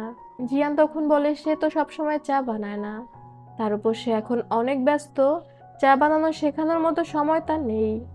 জিয়ান এমন মুখের উপর চট করে না বলে দেয় প্রিন্সেস ইয়ানলিং এর একটু খারাপ লাগে। রাস্তায় এসে জিয়ান শাওজিকে ডেকে বলে প্রিন্সেস ইয়ানলিংকে পৌঁছে দিতে, আর সে সেখান থেকে চলে যায়। তবে এই বিষয়টা ইয়ানলিং এর খুবই খারাপ লাগে। এদিকে হাইসের মনে আবারও সন্দেহ বিঁধে যায়। সে জুইং এর কাছ থেকে খবর নিচ্ছিল শহরের মধ্যে সবচেয়ে ভালো পারফিউম কে বানাতে পারে। সে তার কাছ থেকে পারফিউমের ব্যাপারে খোঁজ খবর নেবে। জুইং তখন ইউদু নামে একটা ছেলের কথা বলে। ইউদুর নাম কি আপনাদের মনে আছে? মনে থাকলে কমেন্ট করে জানান। হাইসি ইউদুর কথা শুনে একটু নিশ্চিত হয়, কারণ ইউদু ছিল জুইং এর বন্ধু। এরপরে হাইসি জুইংকে জিজ্ঞাসা করে, কেউ যদি কোনো কাজ শেখে তাহলে কি কয়েক বছর না করার ফলে সেই কাজ ভুলে যেতে পারে? জুইং তখন বলে, কোনো কাজ বা কোনো জ্ঞান হচ্ছে অনেকটা তীর ছোড়ার মতো। তুমি যদি তীর চালানোতে দক্ষ হও তাহলে তুমি 10-15 বছর চেষ্টা না করলেও ঠিকই লক্ষ্য ভেদ করতে পারবে। হাইসির তখন সন্দেহটা আরো বেশি বেড়ে যায়, কারণ প্রিন্সেস ইয়ানলিং চা বানানোতে এক্সপার্ট ছিল, অথচ সে চা বানাতে গিয়ে অনেকগুলো ভুল করেছে। কথায় কথায় হাইসি বলে দেয় প্রিন্সেস ইয়ানলিং তার মাস্টার মানে জিয়ানের দিকে বেশি বেশি নজর দিচ্ছে। জুইং তখন আর চোখে তাকিয়ে বলে, ও আচ্ছা। সে মনে করতে থাকে প্রিন্সেস ইয়ানলিংকে নিয়ে হাইসির এই কৌতূহল, কারণ প্রিন্সেস ইয়ানলিং জিয়ানের দিকে নজর দিচ্ছে, মানে হাইসি জেলাস। হাইসি আর কিছু বলার আগে জুইং সেখান থেকে মজা নিয়ে চলে যায়। প্যালেসে ফিরে এসে জিয়ান আর হাইসির দেখা হয়। জিয়ান হাইসিকে জিজ্ঞাসা করে তার শরীর কেমন আছে। হাইসি তখন বলে ভালো, সাথে সাথেই বলে, আর কোনো কাজ না থাকলে আমি এখন যেতে চাচ্ছি। জিয়ান হাইসির কথা শেষ হওয়ার আগে বলে, আর কিছু না। আর এরপর হাইসি হাইসির মতো এবং জিয়ান অন্যদিকে ঘুরে চলে আসে। তাদের দুজনের এক্সপ্রেশনই ছিল এখনই কান্না করে ফেলবে। একজন আরেকজনকে ভালোবাসলে তো বলে দেওয়া উচিত, এমন মনের মধ্যে রেখে কষ্ট পাওয়ার কি মানে। যা হোক, রাতের বেলা জিয়ান হাসি টানানো ড্রিম ক্যাচারের দিকে তাকিয়েছিল। তখনই শাওজি তার কাছে আসে এবং জানায় শাওজি নিহুয়াতে খোঁজ নিয়ে দেখেছে প্রিন্সেস ইয়ানলিং কোনো মিথ্যা কথা বলেনি। তার মানে জিয়ানেরও সন্দেহ ছিল প্রিন্সেস ইয়ানলিং এর উপরে, এবং সে গোপনে ঠিকই খোঁজ খবর নিচ্ছিল। শাওজি সেখান থেকে বের হলে তার হাইসির সাথে দেখা হয়। হাইসির কণ্ঠ শুনে জিয়ান একটু দরজার পাশে গিয়ে দাঁড়ায়। তখন সে দেখতে পায় হাইসির চুল থেকে তার চুলের কাঁটাটা খুলে পড়ে ভেঙে যায়। হাইসি তখন সেই চুলের কাঁটার উপর চিল্লাচিল্লি করতে থাকে, যেটা দেখে জিয়ান মুচকি হাসে। পরদিন সকালবেলা হাইসি ইউদুর সাথে দেখা করতে আসে। ইউদুকে দেখে হাইসি অবাক হয়ে যায়, কারণ ইউদু একদম জিয়ানের মতো ড্রেস আপ করে। ইউদু যখন হাইসির দিকে ঘুরে তাকায়, সে প্রথম দেখাতেই বুঝতে পেরে যায় হাইসি সেই মেয়ে যার উপর সে ক্রাশ খেয়েছিল। কি এবার ইউদুকে মনে পড়ছে? ইউদু সেই ছেলে যে বহুদিন আগে হাইশির উপর ক্রাশ খেয়েছিল। এরপরে জুইং অনেকগুলো পারফিউম বানানোর মশলা নিয়ে হাজির হয়। মশলা বলতে যেসব জিনিস দিয়ে পারফিউম বানানো হতো। ইউদু হাইশিকে বিভিন্ন পারফিউমের ব্যাপারে জ্ঞান দিচ্ছিল। সে একটা শুকনো ফুলের পাপড়ি হাইশির দিকে এগিয়ে দিয়ে বলে, ঘ্রাণ নিয়ে দেখো। হাইশি যখন ঘ্রাণ নিতে যায়, ইউদু তখন যায় ঘ্রাণ নিতে, এবং দুইজনের মাথায় টাক খায়। এই বিষয়টা আবার দূর থেকে জিয়ান দেখতে পায়। তার খুবই হিংসা হয়। সবাই জিয়ানকে দেখে দাঁড়িয়ে গ্রেটিং করে। এরপর তারা চারজনে মিলে খাবার খায়। খাবার খাওয়ার সময় জুইং ইউদুকে বলছিল সে একদম মাস্টারের মতো দেখতে। হাসি তখন বলে, তুমি ভুল করছো। সে মাস্টারের মতো দেখতে না, বরং সে সবকিছু মাস্টারের মতো ইউজ করে, মানে মাস্টারের মতো ড্রেস, চুল বাঁধা সবকিছু। ইউদু তখন হেসে দিয়ে বলে, জুইং তো মজা করছে, আপনি তো দেখছি একদম সিরিয়াস হয়ে গেলেন। হাসি তখন বলে, মিস্টার ইউদু অনেক সুইট, সে সবসময় হেসে কথা বলে। তবে জিয়ানের মুখ দেখে ভাইরে ভাই মনে হচ্ছিল সে তো সবাইকে এখনই গিলে খেয়ে ফেলবে। তার প্রচন্ড হিংসা হচ্ছিল। সন্ধ্যাবেলায় জিয়ান হাইশিকে ডেকে পাঠায়। জিয়ান হাইশিকে একটা চুলের কাঁটা উপহার দেয়, যেহেতু সে দেখেছিল হাইশির চুলের কাঁটা ভেঙে গিয়েছে। আর কিছু না বলে সেখান থেকে চলে যাচ্ছিল। হাসি তখন মাস্টার বলে ডাক দেয়, জিয়ান ফেরে না। হাসি চিৎকার করে বলে ওঠে, জিয়ান। এবার তো জিয়ান দাঁড়িয়ে যায়, তার স্টুডেন্ট তাকে নাম ধরে ডাকছে। জিয়ান দাঁড়িয়ে গেলে হাসি বলে, যদি তুমি আমাকে তোমার স্টুডেন্ট হিসেবে দেখো, তাহলে সেদিনের ঘটনার জন্য আমি দুঃখিত, কিন্তু আজ তুমি আমাকে গিফট দিচ্ছ, এটা আমি কি হিসেবে নিব? জিয়ান তখন বলে, যদি ভালো না লাগে ছুঁড়ে ফেলে দাও। এক মুহূর্ত দেরি না করে হাইশি সে চুলের কাঁটাটা ছুঁড়ে ফেলে দেয়। কাঁটাটা পড়ে ভেঙে যায়। জিয়ান আর কোনো কথা না বলে সেখান থেকে চলে যায়। তবে দূর থেকে এই বিষয়টা জুইং দেখে ফেলে। সে জানতে পারে হাইশি জিয়ানকে ভালোবাসে। পরদিন সকালে হাইশি খাবার তৈরি করে। জিয়ান আসে খাবার খাওয়ার জন্য। একটু পরে জুইং এসে দেখতে পায় হাইশি আর জিয়ান খাবার খাচ্ছে। তখন সে ভূত দেখার মতো চমকে উঠে দৌড়ে সেখান থেকে চলে যায়। জিয়ান আর হাইশি বুঝতে পারে না ও কেন চলে গেল। তারা নিজেদের মতো খাবার খেয়ে নেয়। এরপরে হাইশি যখন প্যালেসে যায় গার্ড দিতে, প্রিন্সেস ইয়ানলিং এর মেইড এসে হাইশিকে একটা পত্র দেয়। এটা ছিল জিয়ানের জন্য। প্রিন্সেস ইয়ানলিং জিয়ানের কাছে জিথা শিখতে চায়, মানে এই মেয়ের জিয়ানের প্যালেসে যেতেই হবে, না হলেও শান্তি হচ্ছিল না। হাইশি ডিরেক্ট জিয়ানকে গিয়ে সেই পত্রটা দেয়। জিয়ান কোনো উত্তরই করে না। হাসি চুপচাপ সেখান থেকে বের হয়ে আসে। তার মন মেজাজ তো ভালো ছিল না। জুইং তাকে নিয়ে আসে রেস্টুরেন্টে খাওয়ার জন্য। তবে খাওয়া শেষে তারা যখন বিল দিতে যায়, জানতে পারে ইউদু সমস্ত বিল পে করে দিয়েছে। তারা বের হয়ে ইউদুর সাথে কথা বলছিল। ইউদু বলে সে জুইং আর হাইশিকে দেখতে পেয়ে তাদের জাস্ট হাই দেওয়ার জন্য এসেছে। তারা রাস্তা দিয়ে হাঁটছিল আর কথা বলছিল। হঠাৎ ইউদুর চোখে পড়ে খুব সুন্দর চুলের কাঁটা। ইউদু তখন সেখানে গিয়ে অনেক সুন্দর দেখে একটা চুলের কাঁটা হাইশির জন্য চয়েস করে। হাইশির ওই কাঁটাটা ভালো লাগে। তবে গাড়ি থেকে জিয়ান এই বিষয়টা দেখে ফেলে।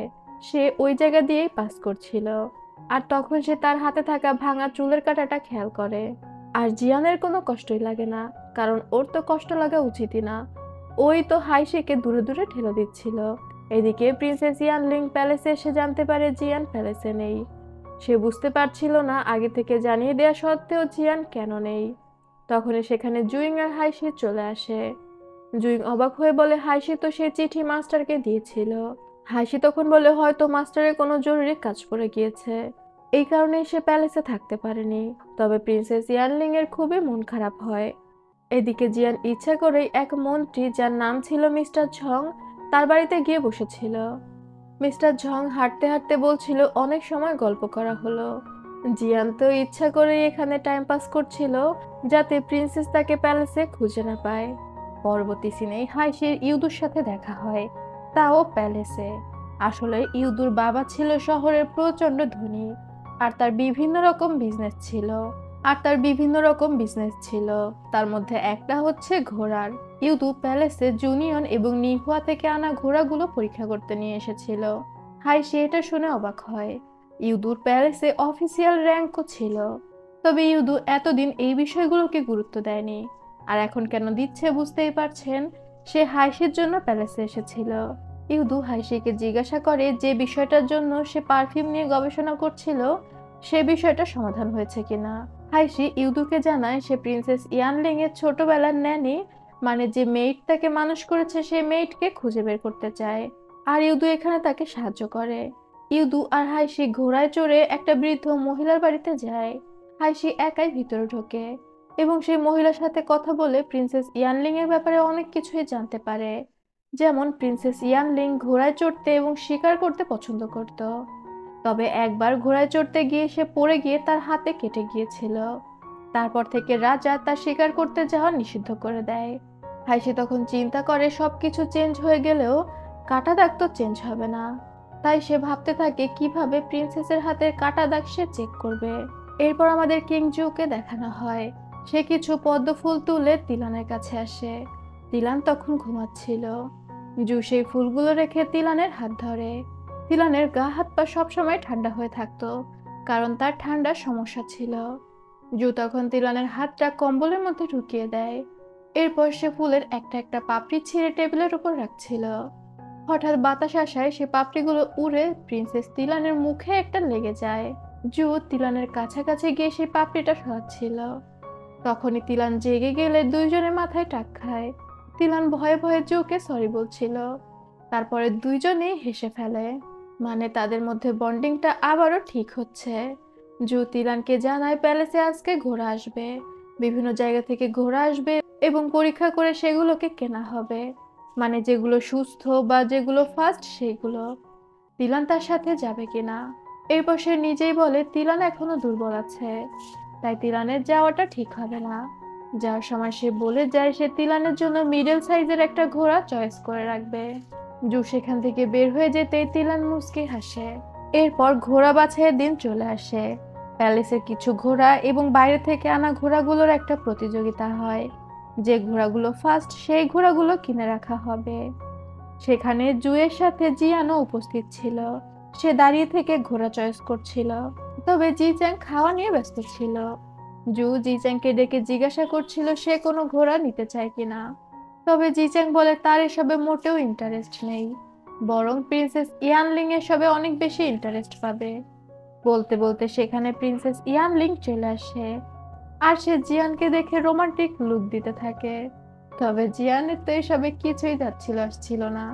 সে নিজের মতোই ছিল। প্রিন্সেস ইয়ানলিং জুয়ের কাছে আবদার করে তাকেও একটা ঘোড়া দেওয়ার জন্য। জু বলে ইয়ানলিং এর তো ঘোড়া চড়া নিষেধ, তাদের বাবা নিষেধ করে দিয়েছে। ইয়ানলিং তখন জেদ ধরে যে তার ঘোড়া লাগবেই। জু জিয়ানকে দায়িত্ব দেয় ইয়ানলিংকে ঘোড়া চয়েস করে দেওয়ার জন্য, সাথে ইয়ানলিংকে প্রোটেক্ট করার জন্য। জিয়ান তখন ইয়ানলিংকে নিয়ে যায় ঘোড়াগুলো বাছার জন্য। সেখান থেকে সে কালো রঙের একটা ঘোড়া ইয়ানলিংকে চয়েস করে দেয়। হাইশির তো এই বিষয়টা মোটেও ভালো লাগতো না যে ইয়ানলিং জিয়ানের আশেপাশে ঘুরঘুর করে। জিয়ান ইয়ানলিংকে সবসময় ফর্মালি ট্রিট করত। ইয়ানলিং জিয়ানকে বলে তার ঘোড়ার উপরে যে সিটের মতো জিনিসটা আছে এটা ঘোড়ার রঙের সাথে ম্যাচ করছে না, তার জন্য সুন্দর একটা সিট চয়েস করে দিতে। জিয়ান যখন অন্যদিকে যায় সেটা দেখতে, তখন ইয়ানলিং সেই ঘোড়ার উপর চড়ে বসে।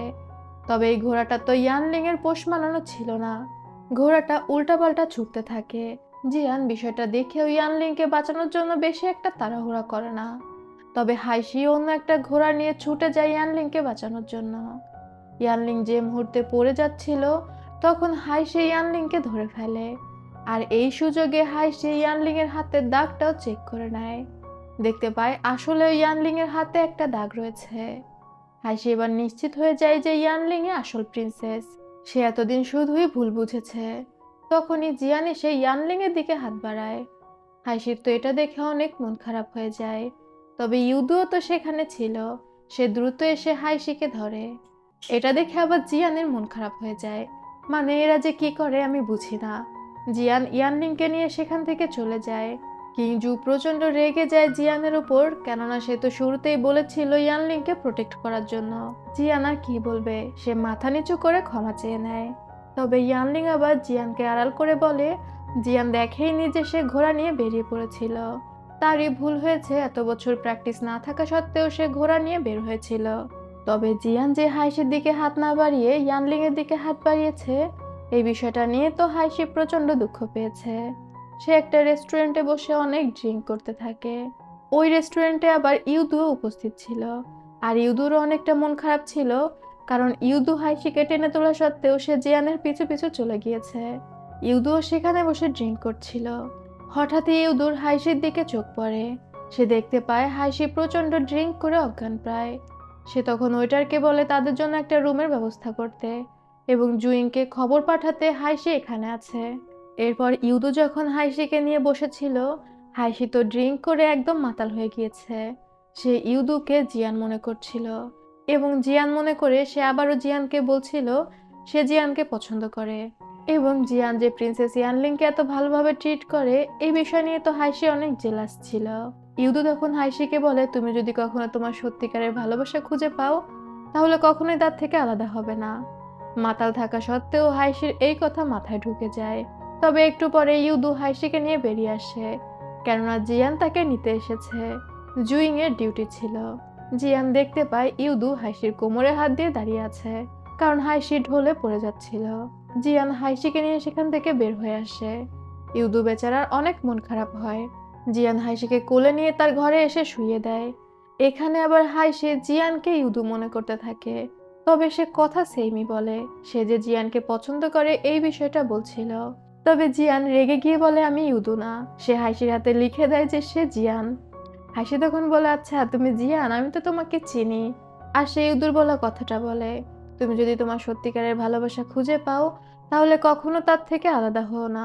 জিয়ান হাইশিকে ঘুম পাড়িয়ে রেখে সেখান থেকে বের হয়ে যায়। এরপর আবারও প্রিন্সেস তিলানকে দেখানো হয়।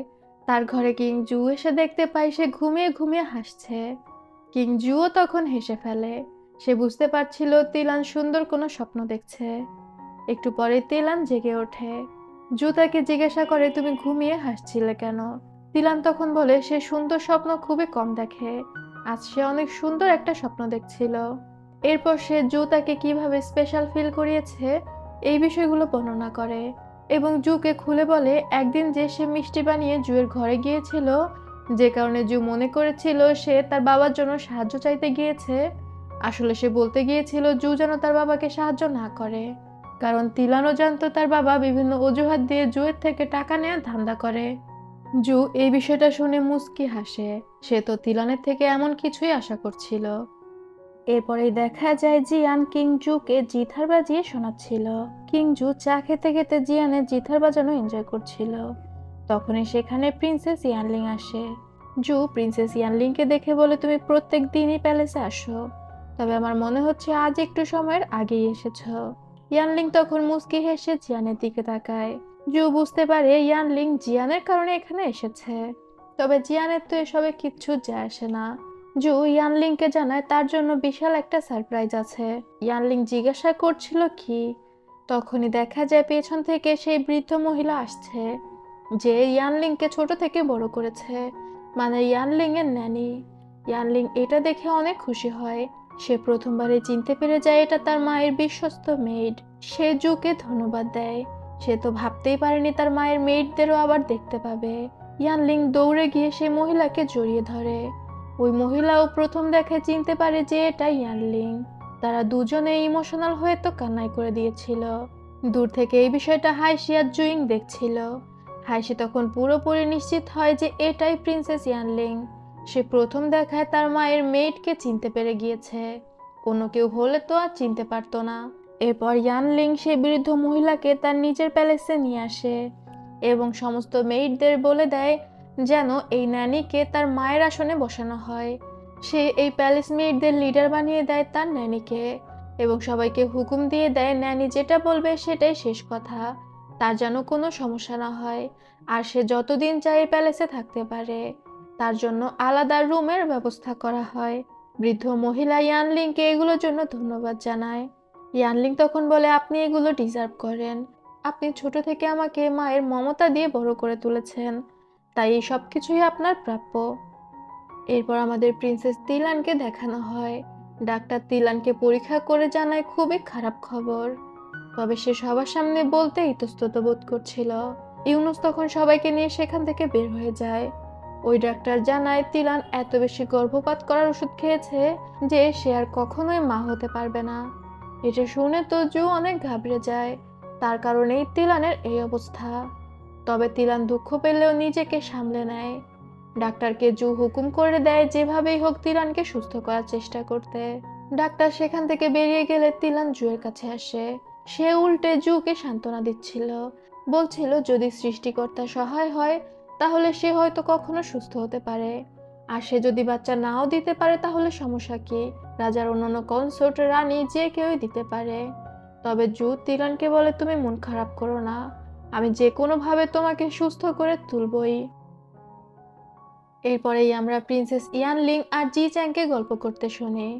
ইয়ানলিং গল্প করতে করতে আবারও জিয়ানের কথা তুলে আনে। জি চ্যাং তখন বলে আমার মনে হয় তুমি জিয়ানকে পছন্দ করো, কিন্তু সিস্টার তুমি জিয়ানকে যতই পছন্দ করো না কেন তুমি তাকে বিয়ে করতে পারবে না, কারণ সে এখন বর্তমানে কোনো অফিসিয়াল র্যাঙ্কেই নেই। জিয়ান তো রিজাইন দিয়ে দিয়েছিল, তবে এই বিষয়টা গোপন ছিল। জি চ্যাং সবকিছু প্রিন্সেস ইয়ানলিংকে খুলে বলে, এমনকি এটাও বলে যে মন্ত্রিসভার সবাই জেদ ধরে বসে আছে জিয়ানকে দেশ থেকে বের করে দেওয়ার জন্য। যেটা শুনে ইয়ানলিং অনেক অস্থির হয়ে যায় এবং সাথে সাথেই সেখান থেকে বের হয়ে যায়। সেখান থেকে ইয়ানলিং ডিরেক্ট আসে কিং জুয়ের কাছে। তার তো মন মেজাজ একদমই ভালো ছিল না, একে তো তিলানের এই অবস্থা, তার উপর জিয়ানও তার সাথে নেই। তখন ইয়ানলিং তার কাছে এসে জানায় সে জিয়ানকে বিয়ে করতে চায়। জু তো এতদিন এটাই চাচ্ছিল, মানে ঘটক জু আর কি। ইয়ানলিং জুকে বুঝিয়ে বলে তাকে যদি মন্ত্রিসভার সবাই দেশ থেকে বের করে দিতে বলে তাহলে আপনি দ্রুত তার সাথে আমাকে বিয়ে দিয়ে দিন, এতে করে সে আপনার ভগ্নিপতি হিসেবে মন্ত্রিসভায় থাকতে পারবে, সে আমার প্যালেসে আমার সাথে থাকবে, তখন আর কেউ তাকে কিছু বলতে পারবে না। জু তো এমনিই চাইতো ওদের বিয়ে দিতে, তার উপর এখন এই প্রস্তাবে সে আরো বেশি খুশি হয়ে যায়। জু ইয়ানলিংকে বলে প্রিপারেশন নিতে এবং জিয়ানকে ডেকে বলে ইয়ানলিংকে বিয়ে করার জন্য। তবে জিয়ান তো এক বাক্যে নিষেধ করে দিয়ে সেখান থেকে বের হয়ে যায়। জু পেছন থেকে চিৎকার করে বলে ওঠে আমি তোমাকে আদেশ দিচ্ছি, কিন্তু জুয়ের আদেশও এবার জিয়ানকে থামাতে পারে না। তখন জু লিখিতভাবে আদেশ করে ইয়ানলিংকে বিয়ে করার জন্য। এবার আর জিয়ান কিছু বলতে পারে না। সবাই জিয়ানকে কংগ্রাচুলেশন জানায় প্রিন্সেস আর জিয়ানের বিয়ের জন্য। তবে হাইশির তো একদম কলিজা পুড়ে যাচ্ছিল। হাইশি যখন সেখান থেকে বের হয়ে আসে, জিয়ান আসে হাইশিকে সান্ত্বনা দিতে, যেহেতু সে জানতো হাইশি মাস্টারকে পছন্দ করে। তবে সে দেখতে পায় হাইশি বেশ স্বাভাবিকই আছে।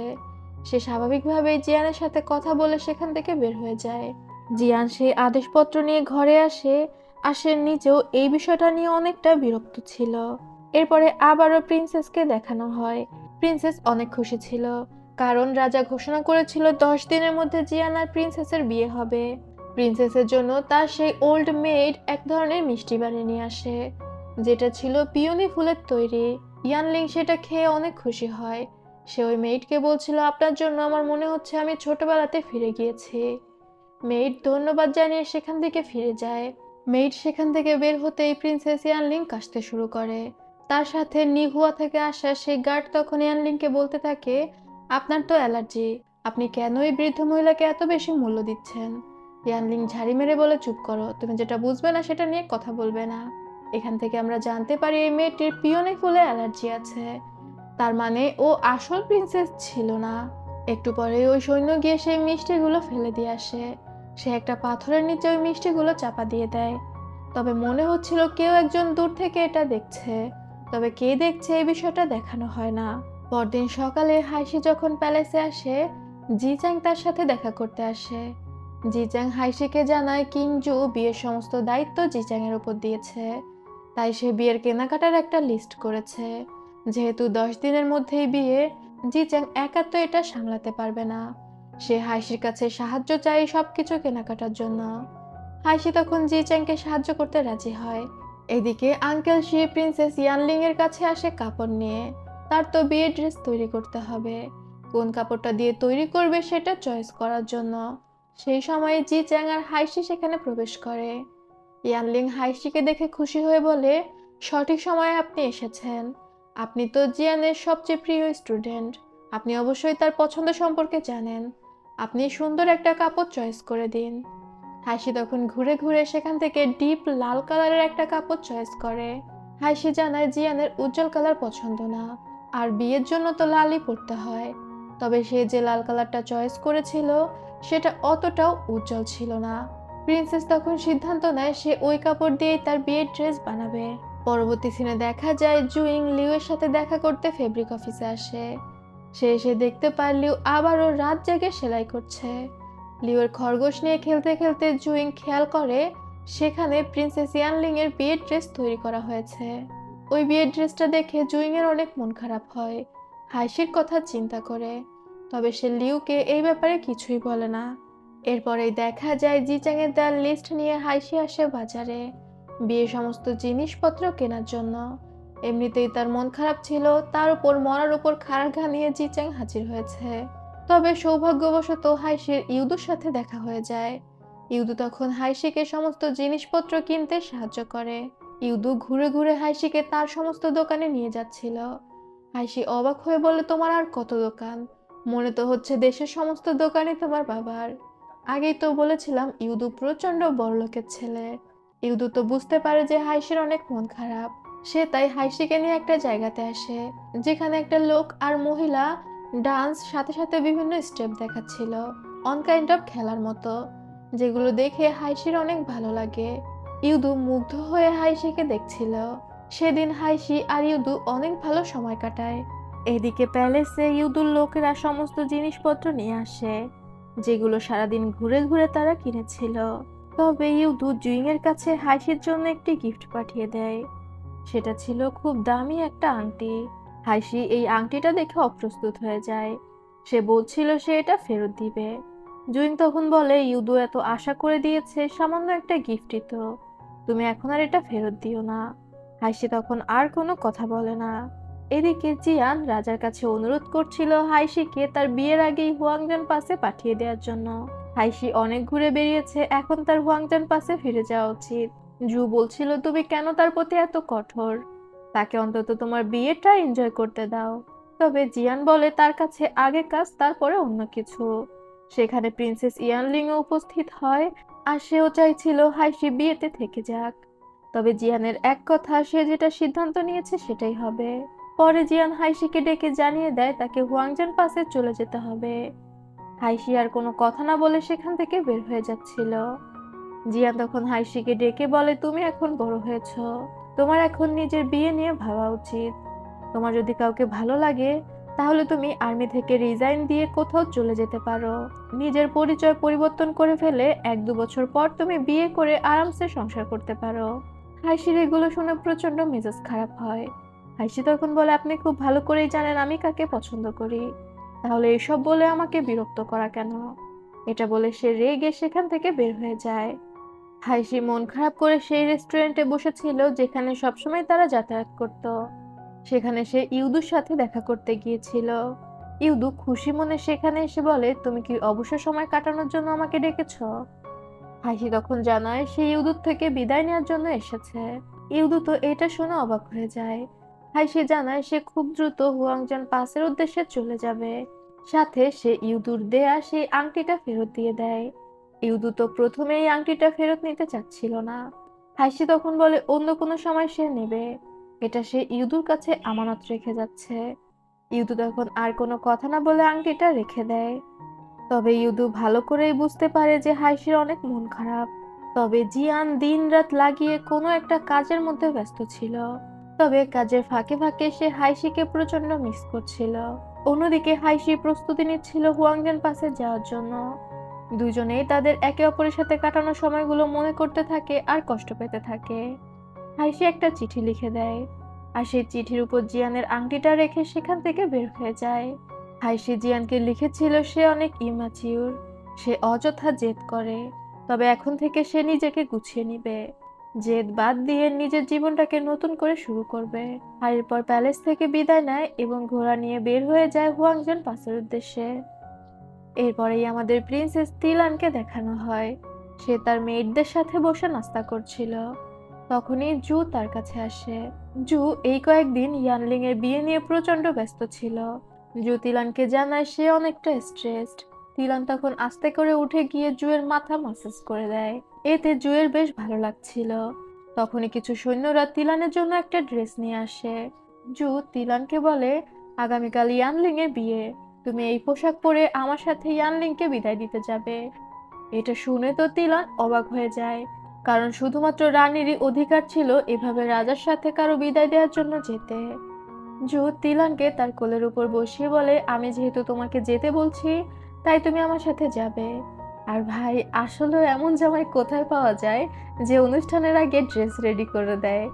পরদিন সকালে বিয়ের তোড়জোড় শুরু হয়ে যায়। প্রিন্সেস ইয়ানলিং এর পক্ষ থেকে বিয়ের গিফট আসে জিয়ানের প্যালেসে।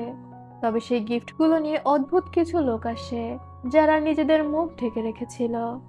একজন সৈন্য এসে জুইংকে খবর দেয় জিয়ান তাকে তার স্টাডি রুমে ডেকেছে। জুইং সেখানে গিয়ে দেখতে পায় জিয়ান সেখানে ছোটখাটো একটা মিটিং এর আয়োজন করেছে। এখানেই সিন কাট হয়। আমাদের প্যালেসের দৃশ্য দেখানো হয়, যেখানে প্রিন্সেস ইয়ানলিং বউ সেজে বের হয়েছে। তিলান আর জু একসাথে আসে প্রিন্সেস ইয়ানলিংকে বিদায় দিতে। জু সেখানে নিয়ম অনুযায়ী প্রিন্সেস ইয়ানলিংকে বিদায় দেয়। যেহেতু তাদের বাবা ছিল না, জু তাদের বাবার দায়িত্ব পালন করছিল।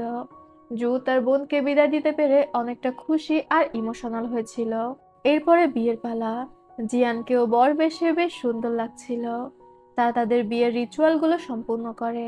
সেখানে প্যালেসের সবাই তো উপস্থিত ছিলই, রাজ্যেরও অনেকে উপস্থিত ছিল। রিচুয়ালের এক পর্যায়ে এমন নিয়ম ছিল যে ইয়ানলিং জুকে ওয়াইন খেতে দিবে।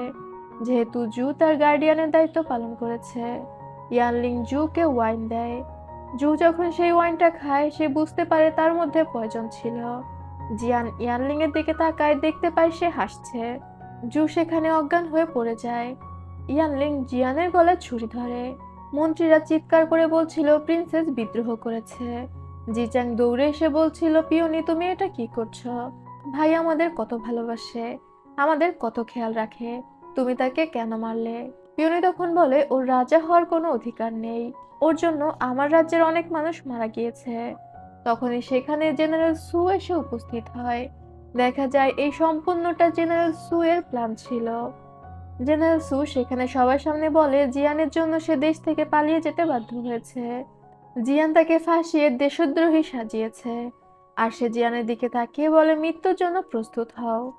তবে সে যখন জিয়ানের উপর আক্রমণ করতে যায়, তখনই হাইশি আটকে দেয়। আর সাথে সাথে হাইশি ইয়ানলিং এর গলাতেও ছুরি ধরে। সু অবাক হয়ে বলে, তুমি হুয়াংজান পাসে যাওনি? এরই মধ্যে কিং জু হাসতে হাসতে উঠে বসে। দেখা যায় এই সব কিছুই তারা জানতো। এই সব কিছু জিয়ানের প্ল্যান ছিল। সে আগেই ধরতে পেরে গিয়েছিল যে প্রিন্সেস ইয়ানলিং নকল। জেনারেল সু তখন ইয়ানলিংকে বলে, তুমি প্যানিকড হয়ো না, বাইরে আমাদের সৈন্য রয়েছে। দেখা যায় শাওজি সেসব সৈন্যদের মেরে অলরেডি ভেতরে চলে এসেছে। কিন্তু তখনই কোনো একজন সৈন্য একটা বাটন ঘুরিয়ে দেয়, আর চারপাশ থেকে বিষাক্ত তীর ছুটতে শুরু করে। জিচ্যাং ভয় পেয়ে জুয়ের কাছে চলে যায়। শাওজি আর জুইং কোনোভাবে রাজাকে প্রোটেক্ট করছিল। তবে জুকে বাঁচাতে গিয়ে জিচ্যাং এর হাতে তীর লেগে যায়। তবে এরই মধ্যে পরিস্থিতি অনেকটা নিয়ন্ত্রণে চলে আসে। ওই ফেক প্রিন্সেস ইয়ানলিং দৌড়ে পালাচ্ছিল। তার সাথে ছিল তার সৈন্য নিয়ান। নিয়ান আর ইয়ানলিংকে কিছু সৈন্যরা ধরে ফেলে। নিয়ান তখন ইয়ানলিংকে পালিয়ে যেতে বলে সে ওইসব সৈন্যদের সাথে যুদ্ধ করছিল। তবে সে তো একা, ওই সকল সৈন্যরা এক চান্সে নিয়ানকে মেরে ফেলে। প্রিন্সেস যখন পালাচ্ছিল, হাইশি আর ইউদু তাকে ধরে ফেলে। হাইশি প্রিন্সেসকে বলে, আপনার সাথে থাকা সৈন্য নিয়ান মারা গিয়েছে। যেটা শুনে প্রিন্সেস অনেকটা ভেঙে পড়ে। সে ছিল প্রিন্সেসের বিশ্বস্ত সৈনিক। সাথে সাথে প্রিন্সেস মাটিতে বসে পড়ে, তার মানে সে আত্মসমর্পণ করে। এদিকে সু জঙ্গলের মধ্যে দিয়ে পালাচ্ছিল। জিয়ান তার সামনে এসে দাঁড়ায়, আর স্বাভাবিকভাবেই সু আর জিয়ানের তুমুল একটা ফাইট হয়। ফাইটের শেষে জিয়ান খুব ভয়ঙ্কর ভাবে জেনারেল সুকে মেরে ফেলে। এরপরেই আমরা ইউদু আর হাইশিকে কথা বলতে শুনি। ইউদু খুশি হয়ে হাইশিকে বলছিল, তুমি তো হুয়াংজান পাসের উদ্দেশ্যে চলে গিয়েছিলে, তাহলে তুমি আবার কিভাবে ফিরে আসলে? হাইশি জানায় সে যখন যাচ্ছিল বর্ডারের কাছাকাছি সে কিছু অদ্ভুত লোককে দেখতে পায়। আর হাইশি যেহেতু হুকুর জনগণকে আগেই দেখেছিল, সে খুব ভালোভাবেই বুঝতে পারে এই সব মানুষরা হুকু রাজ্য থেকে এসেছে। আর এটা দেখে হাইশির একটু সন্দেহ হয়। তাই হাইশি হুয়াংজান পাসে না গিয়ে রাতের বেলা লুকিয়ে প্যালেসে আসে কিং জুয়ের সাথে দেখা করতে। কিং জুয়ের ঘুম ভাঙিয়ে হাইশি তার সাথে কথা বলে। জু তখন বলে, আমি জানি না, তুমি যা বলো কেন যেন আমি সবকিছু মেনে নেই, একদম জিয়ানের মতো।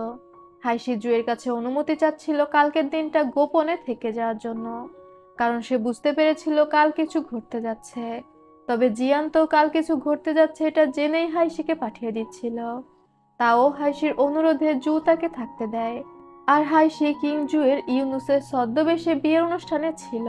তবে হাইশি মন খারাপ করে বলছিল, আমার এই ফেক প্রিন্সেসের জন্য খারাপ লাগছে। এর আগে আমি অনেকবার তাকে সন্দেহ করেছিলাম, তবে আমি ধরেই নিয়েছিলাম সেই আসল প্রিন্সেস। সে জেনারেল সুয়ের জন্য নিজেকেই স্যাক্রিফাইস করে দিল। ইউদু তখন বলে, কিছু মানুষ তাদের মিশনকে জীবনের থেকে বেশি গুরুত্বপূর্ণ মনে করে। এরপরেই দেখা যায় জিয়ান আর কিংজু দুজনে মিলে প্রিন্সেসকে জিজ্ঞাসাবাদ করছে। তবে প্রিন্সেস কোনো কথাই বলে না। সে একদম চুপচাপ ছিল, আর তারপর হঠাৎ করে চিৎকার করে বলে ওঠে সবকিছু সে নিজে করেছে, কারণ সে কিংজু এর উপর প্রতিশোধ নিতে চায় তার বাবা মা এবং ভাই হত্যার। প্রিন্স ইয়ে যুদ্ধের সময় নিহুয়ার রাজা প্রিন্স ইয়ের হয়ে যুদ্ধ করেছিল, আর সেই যুদ্ধে সে মারা যায়। সেটারই প্রতিশোধ নেওয়ার জন্য এখানে এসেছিল নিহুয়ার এই প্রিন্সেস। সে তো কিছু স্বীকার করেই না, উল্টে নিজে চুলের কাঁটা দিয়ে নিজে আত্মহত্যা করে ফেলে। তবে মরার আগে জুয়ের দিকে তাকিয়ে বলে, আমি মৃত্যুর পরেও তোমাকে তাড়া করতে থাকবো, আমি তোমাকে মেরে তারপরেই শান্তি পাবো। বোঝা যায় প্রিন্সেস কিংজুকে কতটা ঘৃণা করত। হাইশি দৌড়ে ভিতরে এসে দেখতে পায় সেই প্রিন্সেস মারা গিয়েছে। তখন হাইশির অনেকটা খারাপ লাগে। এরপরেই দেখা যায় কিংজু এর একজন ইউনুস পালিয়ে যাচ্ছিল। আরেকজন সৈন্য এসে তাকে বলে সে তাকে রেখে কোথায় পালাচ্ছে। ওরা আসলে জেনারেল সুয়ের স্পাই ছিল, ভয়ে প্যালেস ছেড়ে পালিয়ে যাওয়ার চিন্তা করছিল। তবে জুইং ওদেরকে ধরে ফেলে। এরপরেই দেখা যায় জুয়ের দুইজন ইউনুস এবং একজন সৈন্যকে বেঁধে জুয়ের সামনে হাজির করা হয়েছে। জুই নামে একজন অনেক কান্নাকাটি করছিল আর মাফ চাচ্ছিল। অন্য একজন সৈন্য তাকে বলে, তোমার কি কোনো লজ্জা নেই? তুমি সমস্ত অন্যায় করে এখন আবার তার কাছে মাফ চাচ্ছ।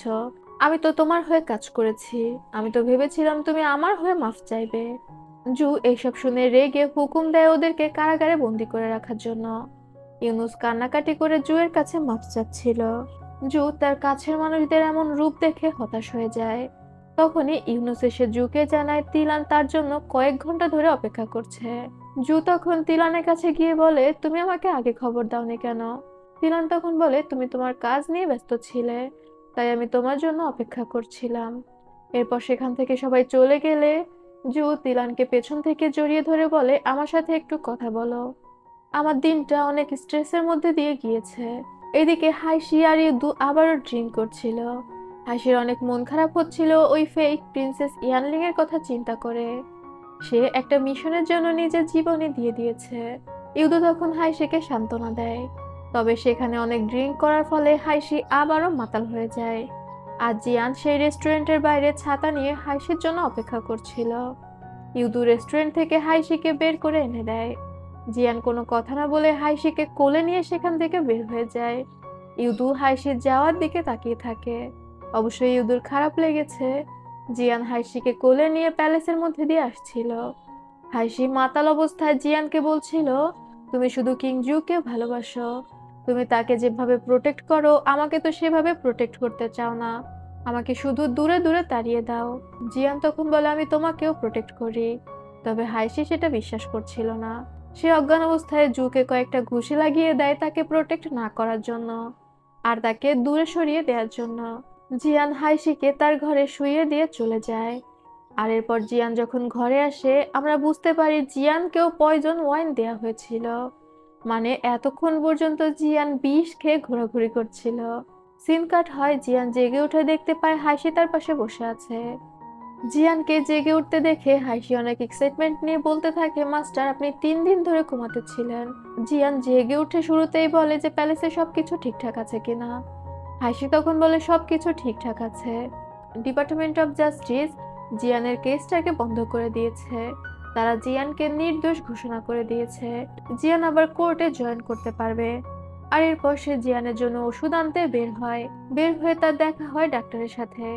ডাক্তার জানায় জিয়ানের শরীর থেকে বিষ এখনো পুরোপুরি রিমুভ হয়নি, আর এটা রিমুভ করা সম্ভব না।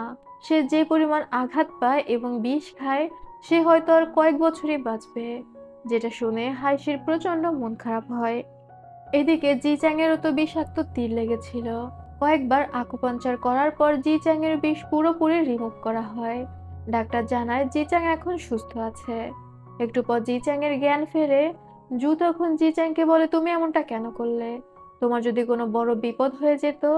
জি চ্যাং তখন বলে, আমার তো এসব কিছু মাথায় আসেনি। আমার শুধু মনে হয়েছে আপনাকে বাঁচাতে হবে।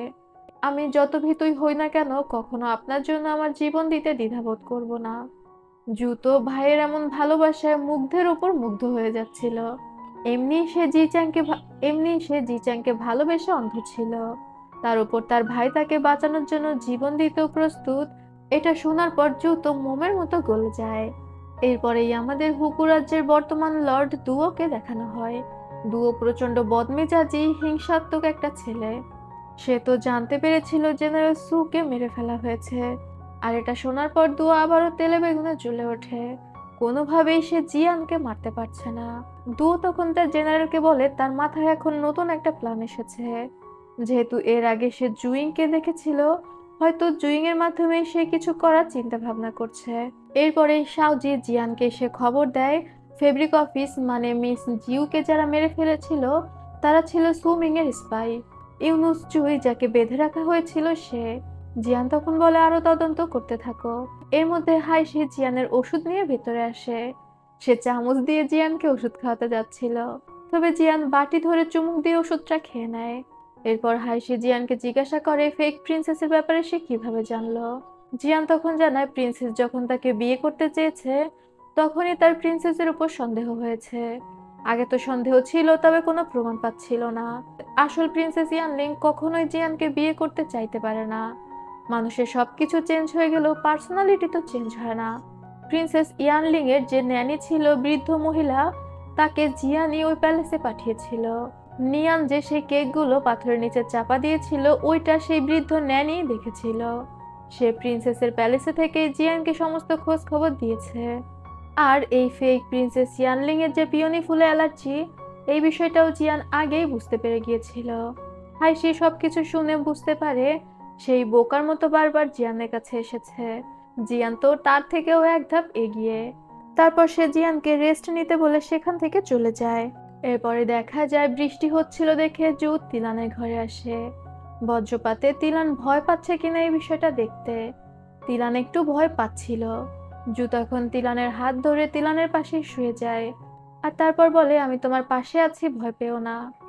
তিলান তখন জুকে প্রশ্ন করে, তুমি কি জিজানকে এভাবেই আগলে রাখতে? জু বলে, জিজানকে আগলে রাখতে হতো না, সে প্রচন্ড দুষ্টু আর সাহসী ছিল। জু এখনো মনে মনে জিজানকে নিয়ে ভেবে কষ্ট পেত, তবে এই বিষয় নিয়ে সে তিলানকে আর কষ্ট দিত না। জু জিজানের নেকলেসটা বের করে আর জিজানের সাথে কাটানো সমস্ত মুহূর্তগুলো চিন্তা করতে থাকে। সেখানে ইউনুস আসলে জু ইউনুসকে বলে জিজানের ব্যবহার করা সমস্ত জিনিসপত্র যেন তিলানের প্যালেসে পাঠিয়ে দেওয়া হয়। এরপরে দেখা যায় ইউদু আসে জিয়ানকে দেখার জন্য। সে এসে দেখতে পায় হাইশি জিয়ানের জন্য ওষুধ বানাচ্ছে। ইউদু তখন কিছু ওষুধ হাইশিকে দিয়ে দেয় আর তারপর সে জিয়ানের সাথে দেখা করতে যায়।